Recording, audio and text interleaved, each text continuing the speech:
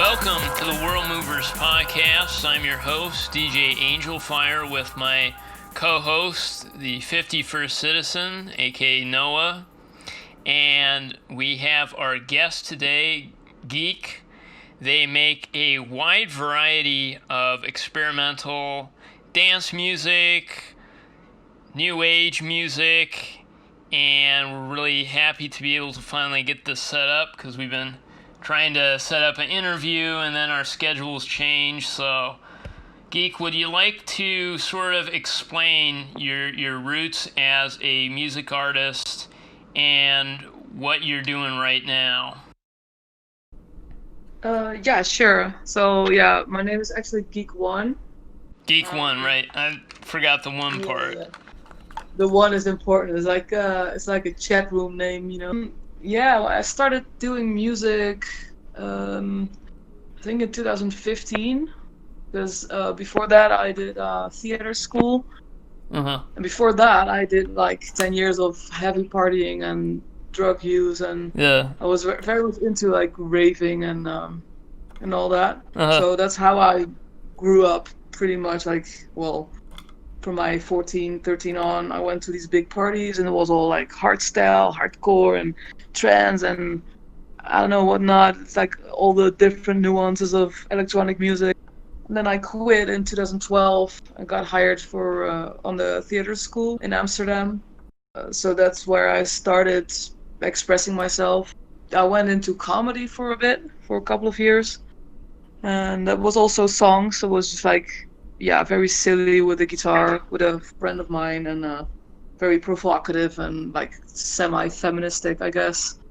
And then I quit the comedy in 2015 and started this synth pop band called Lucifer's Dream. Very spiritual and like occult, conscience expanding type of knowledge. Yeah. Sure. And that was only singing. And then in 2017 I started Geek One. First with a producer, and then later on I learned how to produce from back then my boyfriend, my ex now. Yeah, that's how it started, I guess.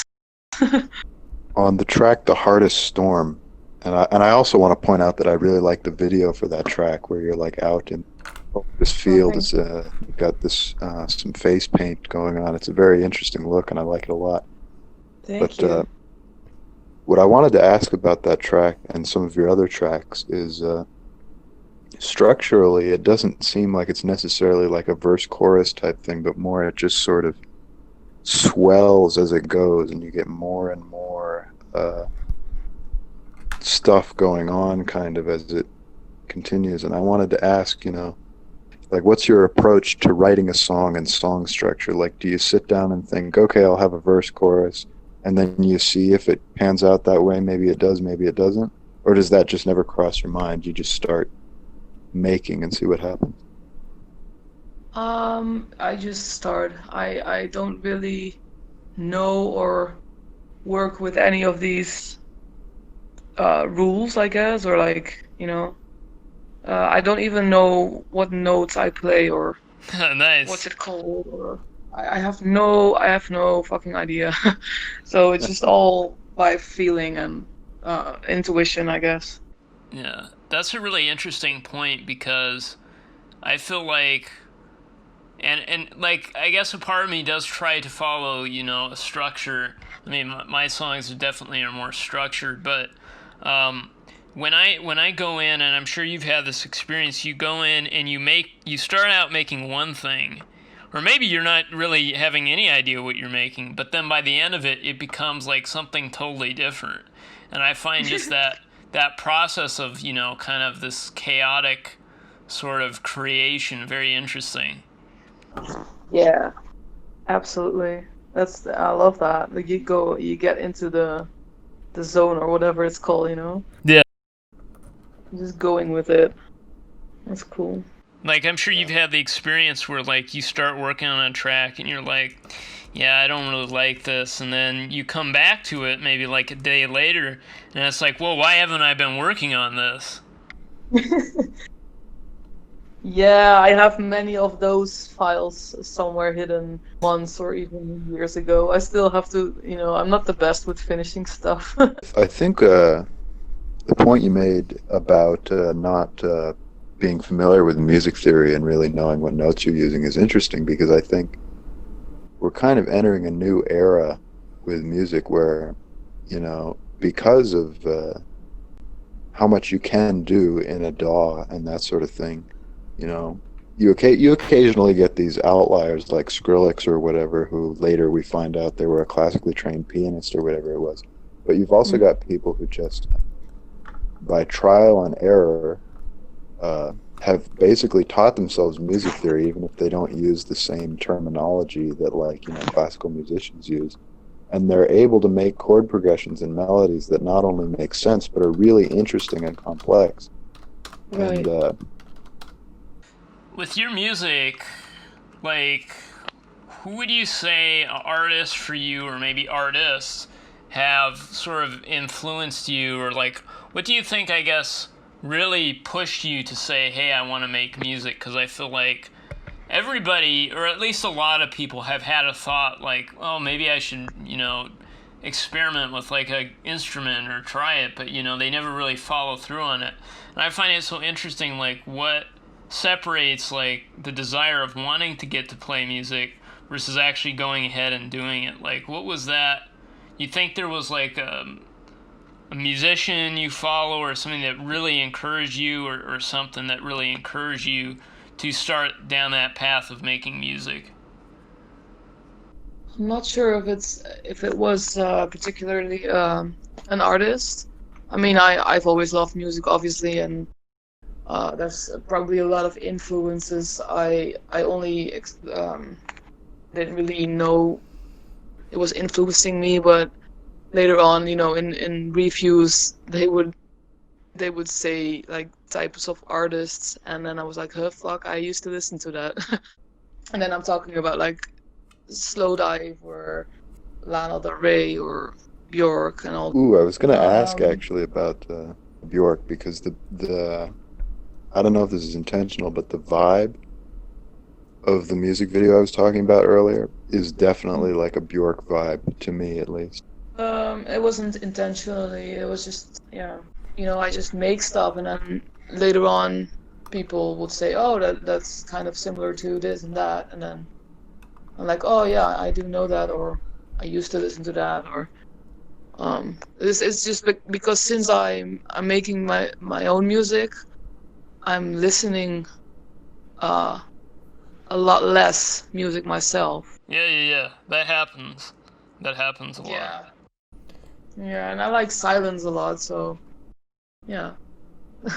Yeah, sometimes you need to be able to clear your like musical palette when you're trying to make a track.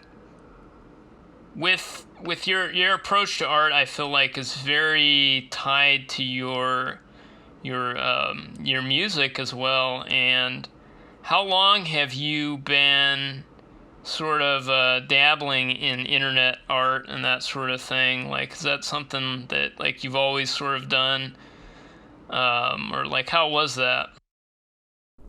You mean the pictures I do? Kind of your whole art direction. I mean, I know some of it is, of course, other artists you're collaborating with, but yeah. I guess, going back to the Microsoft Paint we just talked about, I started doing that like also in like around after I quit the drugs and went to theater school. I just went on, fucking with some pictures and putting birds on it, or like super silly stuff. And now, I learned how to work with GIMP. That's like a free Nice. Photoshop type of program. I haven't really learned that much. I'd like to go into 3D stuff, but Nice. it's a Yeah. whole other, yeah, I need time for that. I don't have that right now, but I would love that because Yeah. I love to have these types of elements in either, you know.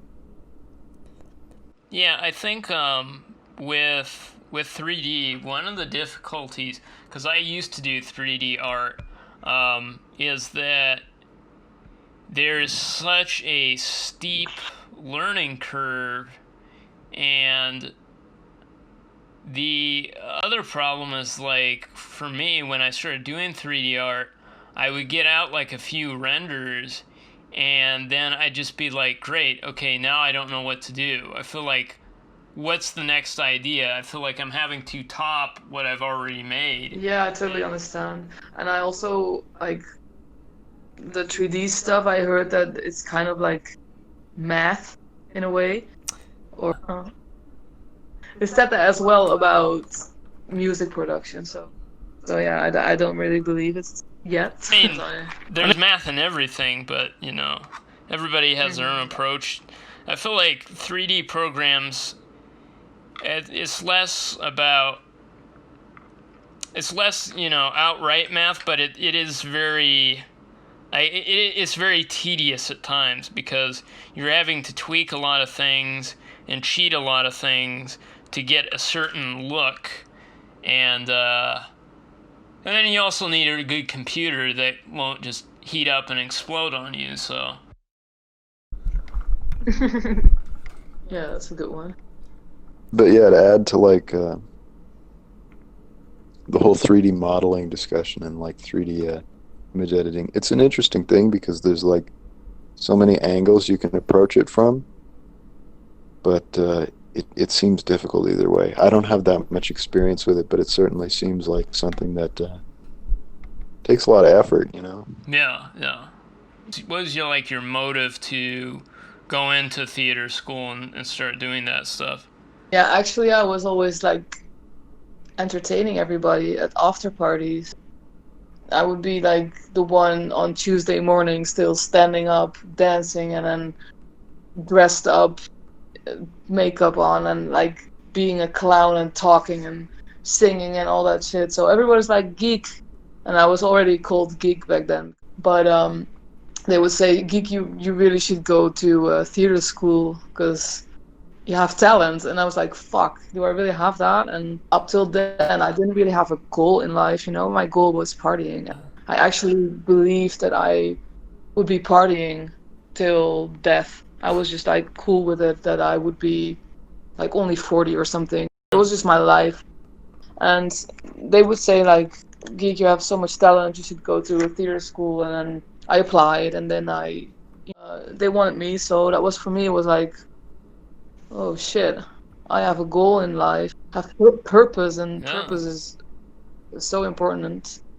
So that changed everything. And you feel like anybody in your family like in entertainment or did that sort of thing? Like, you feel like maybe you inherited that, or?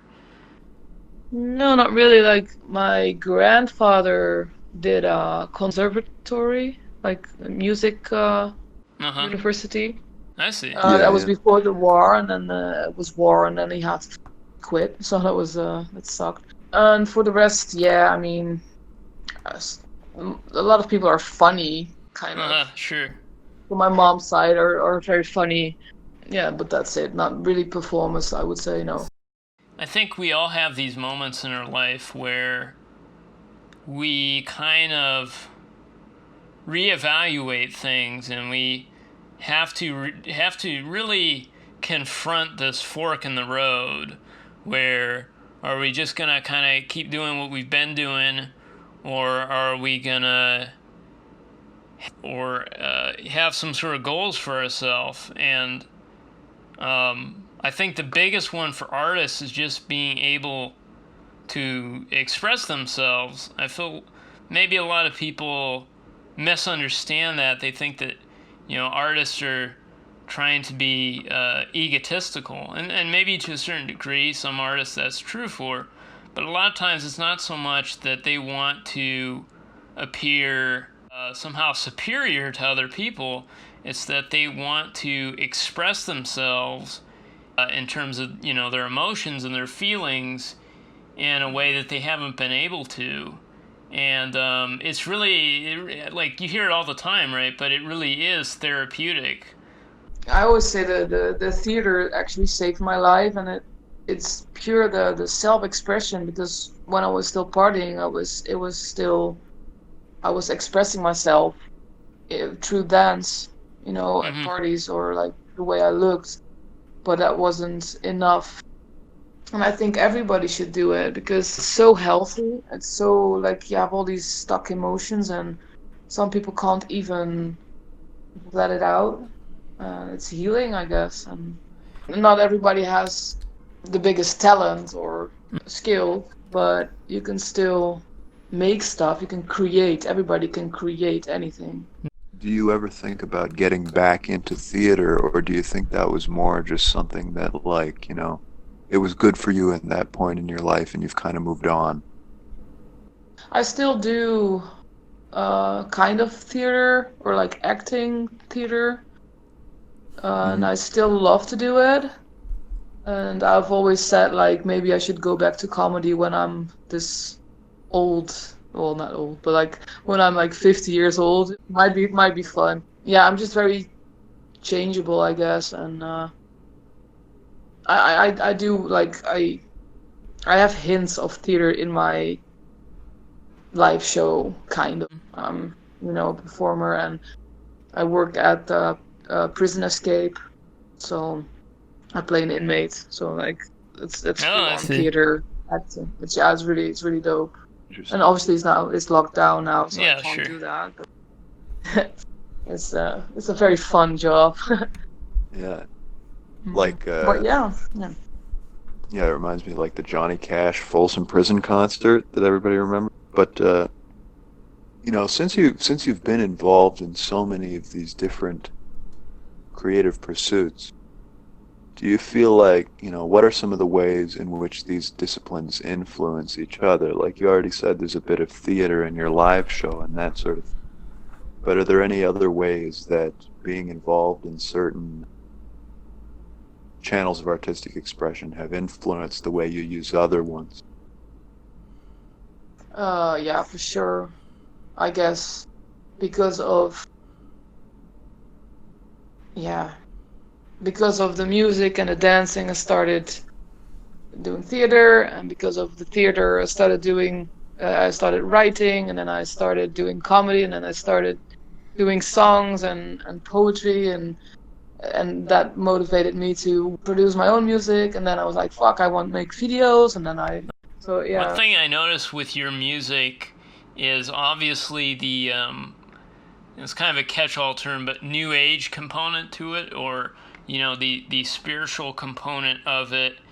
And I was wondering if you could kind of talk about that aesthetic and like how it influenced you and your art as well. Um, yeah, I think, when I quit the drugs in 2012, I had a massive awakening, because before that I was pretty much numbed, and that awakening pushed me also into spirituality and the urge to heal myself Mm-hmm. physically and mentally and spiritually. Um, yeah, so I've been into all these different types of healing methods and meditation courses, and I don't know what not, like astrology, aura readings. I needed that to find myself back, and yeah, I was actually really sick after I quit the drugs. So during the theater school, like very very sick, physically and mentally and spiritually. I was just like exhausted by everything. Yeah, my body was full of toxins, and my detox system didn't really work anymore. So the spirituality really helped me get out of that and like heal myself. That's what I've been doing the last years, and I guess I finished this year. I'm actually really healthy and balanced and all that. Isn't that Took me 7 interesting? years. Like, here we are in one of the most like apocalyptic years, and yet Yeah. and yet, I mean, I'm not the same background as you, but I mean, I can say like to where I was in 2010, like I'm a much more sociable person and a much more positive person than I was in 2010, and yet the world gives all the reason like not to be positive right now, and And there's definitely things that you can't just sweep under the rug and say, be positive about. But it is interesting how we're going through this time, and I feel like, it kind of sucks because it's like you put in all this work and then everything's going on, but it's like we have to go through this. We have to keep pushing. Yeah, absolutely. Like timing wise, it sucks, but yeah, I think it also it all. I don't want to go too much into like sure. a conspiracy theory, but yeah, there's a massive shift going on as well, and also on the spiritual level, and it all has to do with also like planetary movements and stuff like that, and yeah. I also believe that something's happening because they don't want us to shift to a higher plane. But yeah, I don't want to go deeper into that, but it's probably not really relevant. Sure. Yeah, so that's also why I asked. No. Yeah. Yeah, sure. I mean, I don't consider myself a conspiracy theorist, and me and Noah clown on a lot of conspiracy theories, but I will say, like, when this whole thing started, this pandemic started, I remember listening on the radio when this was in Wuhan still, and they were talking about it, and I just had this like sense that this was going to be like a major thing, and it's not like something that I knew before that, but just, I don't know, it was a really strange thing, and it's like the worst thing to be right about, right? But I don't know. It was really, really interesting that I just had that intuition, and I mean, look, I'm not claiming to be a psychic, so don't come to me for palm readings. Or anything of that nature. I mean, I'll take anybody's money, but I don't promise. I don't promise any results. Yeah, at your own risk. Man, last night I had a conversation with somebody. They were talking to me about how they believed that the U.S. had manufactured the coronavirus. Oh no! And this is a person who lives in the U.S. They believed that the U.S. had manufactured the coronavirus. And there are so many theories. I don't know. Yeah, and then their claim then is not that they sent it to China to cause a disaster in China, but that China paid them for the virus because they, for some reason, wanted it because it was going to like start a larger movement of some. I kind of lost track of his reasoning at a certain point, oh, but no. It's like, yeah. And then I mentioned to him that the coronavirus has been around for like at least 60 years, and then he just linked me something by like Jean Baudrillard, and I was like, this isn't related, but it's cool. Nice, man. Mess. Shout out to that man if he's listening and he knows who he is. I have a lot of respect for you. I'm sorry for clowning on you. Is this somebody you know in real life? No, this is somebody I just know on Instagram. Okay, that's the best. What was the first like ways you were promoting your art? You talked about being on Instagram, but was there any other like communities you were a part of that you really helped? Because I know a lot of like up and coming, musicians and artists really struggle to find like collaborations and like other artists. Yeah, the thing is with me is I guess I would say I'm just very aligned or connected with some, I don't know, the universe, I guess. Things come to me in a sense. Uh-huh. I meet people that are, and when I meet certain people, I have that intuitive feeling that you just talked about, like that instant feeling, and I just like the instant connection with that person. Like, okay, I have to meet this person, and it turns out that I actually, that's how I met my manager. That's how I met, the ex that learned me how to produce music, and so I have a bunch of stories like that. I just ran into people because I sent out this energy that I want to do something, and that I'm just manifesting, and then it comes to me. So Yeah. Yeah, because we had a guest on, Howard Johnson, who's a musician and a soul singer in the early 80s, late 70s. And he talked about how, he had this hit, and then he, at a certain point, decided to leave the music industry. He had left the music industry, and he became a doctor of all things, and he one day had a patient in his office, and she had terminal cancer, and turned out she was actually the head of Warner Music in the United Kingdom. And Oh shit. yeah, like the coincidence, like I said to him, man, like how often do things align? Because he didn't want, like, at his medical profession, he didn't want a lot of people knowing he used to be this hit singer and all that. He wanted to keep a very low profile.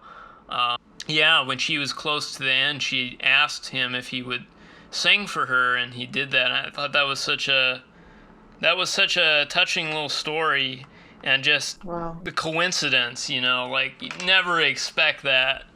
Yeah, that's beautiful. How do you maintain your focus on your music while also meeting deadlines and all that stuff? Because I know with a podcast, for me, it's a bit of a chore to consistently put out episodes while also staying true to my art, my music. You have any suggestions for artists who might be struggling with something similar? Yeah, I have been making so much music in the last 2 years.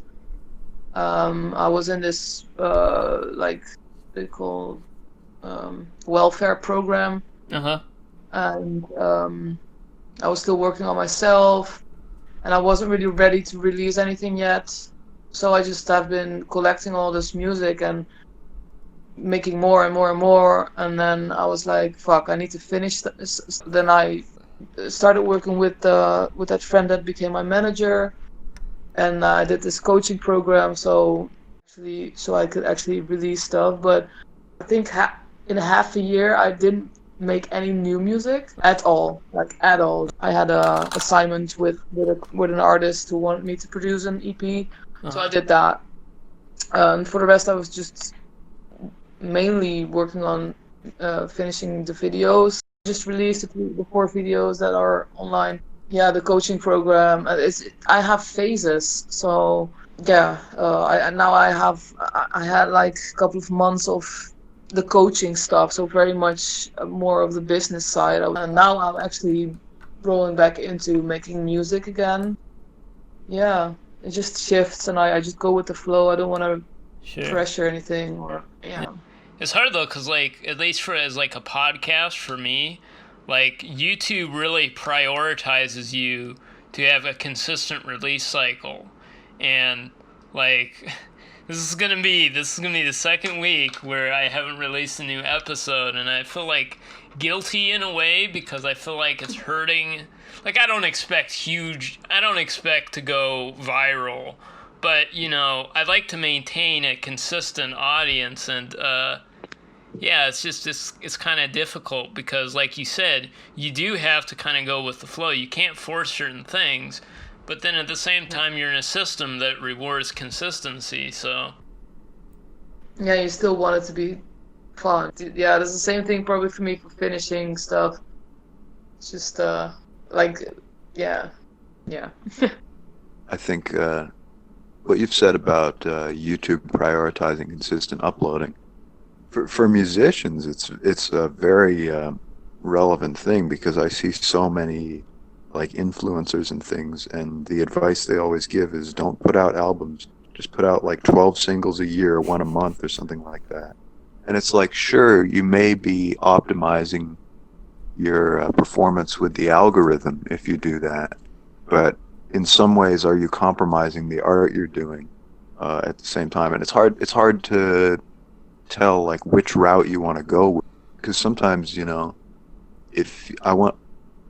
I guess this will be the question, is like, Do you ever feel like you're sort of forced to sacrifice self-expression for the sake of, um, just doing the dirty work of getting those metrics and, getting views and that sort of thing, optimizing your channel's performance? Yeah, kind of. Sometimes it kind of lowers my vibration in a way to thinking about all that.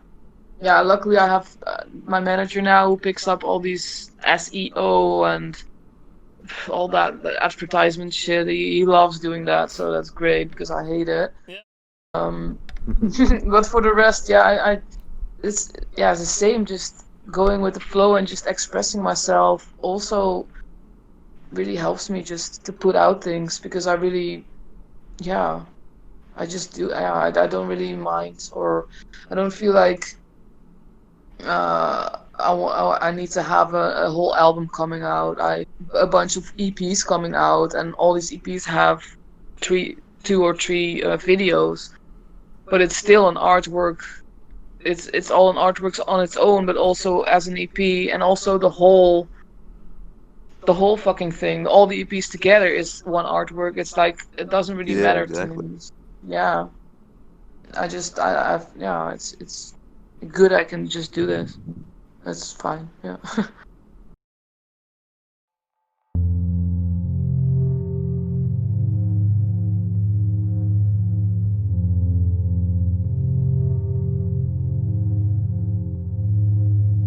I can see you and hear you in my hardest storm. Send me the wildest scent. Send me that summer rain. I feel that you and me are dreamers of our own land, of our own skin. Well, I see we'll be breathing our skin until completely naked in the center of the earth.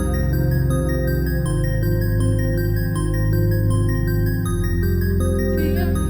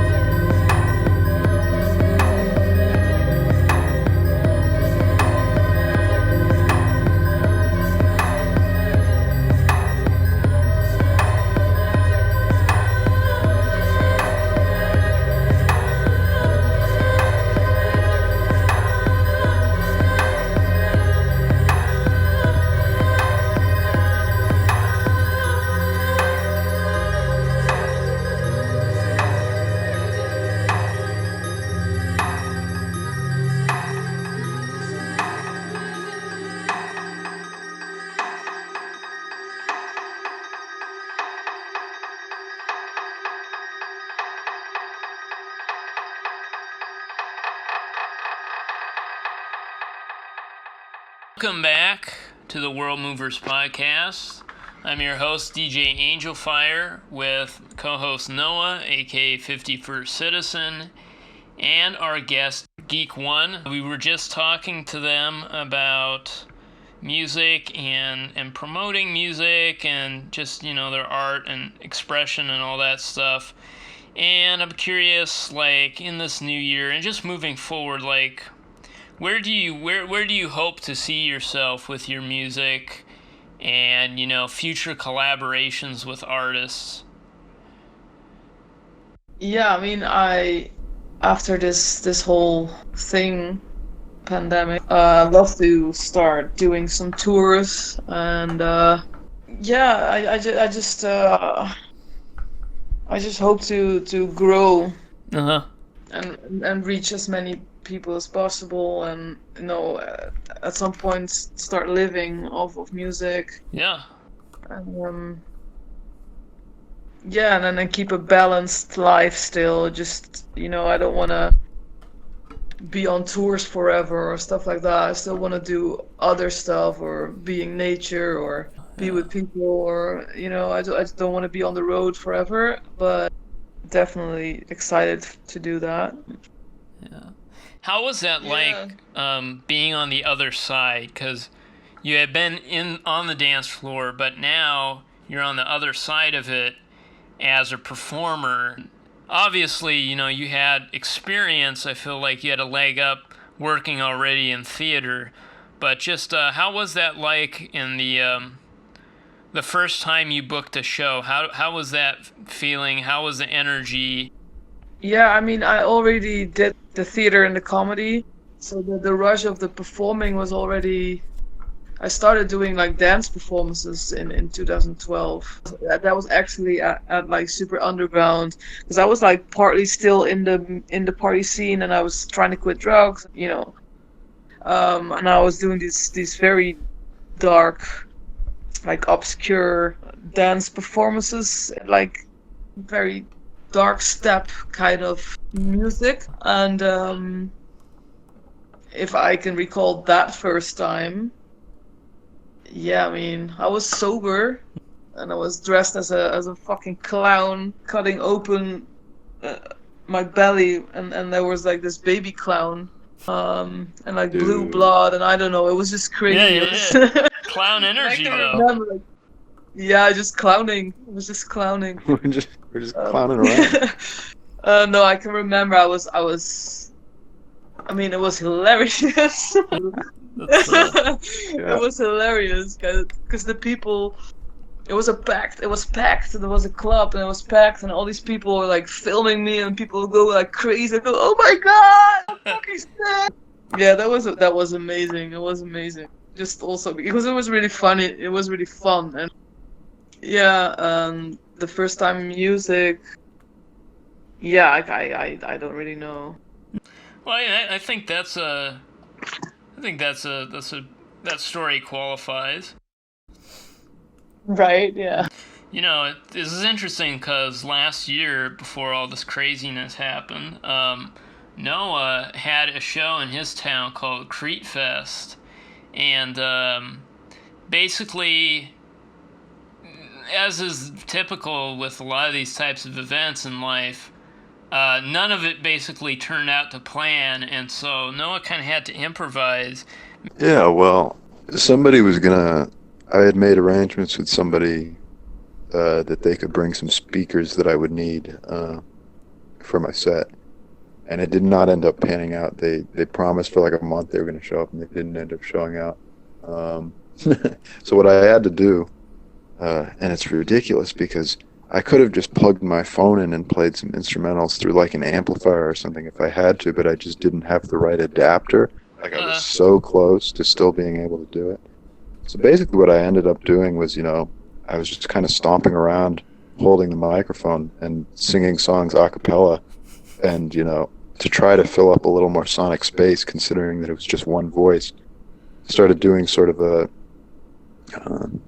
little bit of a growly type thing, and then I would jump up into a higher register and go back down. Just like it was very strenuous, and I'm not sure if I achieved my goal, but like it was fun. It was a disaster, but it was fun, and it was also like a learning experience, such that if I was going to do another live performance, which I would hope to in the future, I can probably make it work a little better. Yeah. Yeah, everything is learning.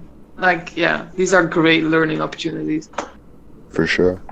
So, wrapping this up, is there anybody you would like to shout out?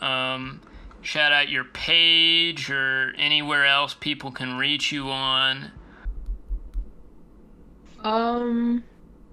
Shout out to my manager, Bree K. Yeah, I mean, I'm on all the socials, and I'm trying to get my Spotify listeners up. That's monetized, obviously, and yeah, there's just a whole lot of music coming soon. A lot of videos. So yeah. Well, we look forward to it. I know me and Noah both enjoy your content and look forward to more of it. So Thanks. yeah. So thank you for coming on. This has been the World Movers podcast, and we'll see you folks next week. Thank you.